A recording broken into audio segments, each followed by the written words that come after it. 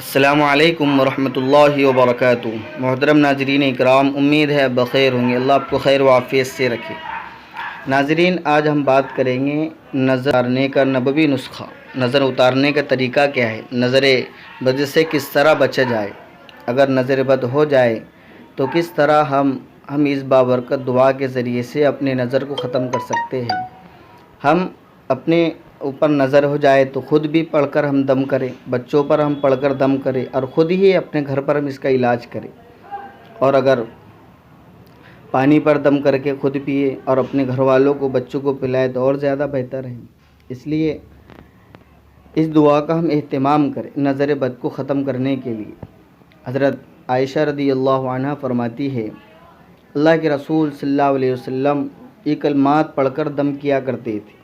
پیارے آقا صلی اللہ علیہ وسلم یہ خود عمل کرتے اور ان کلمات کے ذریعے سے دم کیا کرتے تھے۔ وہ کلمات کیا ہے؟ اذہب البأس رب الناس بیدک الشفاء لا کاشف لہ الا انت۔ اذہب البأس رب الناس بیدک الشفاء لا کاشف لہ الا انت۔ اس دعا کو پڑھ کر ہم خود کے اوپر دم کریں اور بچوں پر بھی دم کریں، یا پانی پر پڑھ کر دم کریں اور خود بھی پیے، دوسروں کو بھی پلائے۔ انشاءاللہ نظر بد ہمیشہ ختم ہو جائے گی۔ اور نظر اتارنے کا یہ نبوی نسخہ ہے۔ اللہ کے نبی صلی اللہ علیہ وسلم ان کلمات کو پڑھ کر دم کیا کرتے تھے۔ اس کا ترجمہ یہ ہے، اے لوگوں کے پروردگار، اس بیماری کو دور کر دیجئے، آپ کے قبض قدرت میں شفا ہے، آپ کے علاوہ اس بیماری کو دور کرنے والا کوئی نہیں ہے۔ یہ روایت، یہ جو بات ہے، یہ صحیح مسلم کے اندر ہے، مسلم شریف کے اندر یہ روایت موجود ہے۔ اللہ کے نبی صلی اللہ علیہ وسلم ان کلمات کو پڑھ کر دم کیا کرتے تھے۔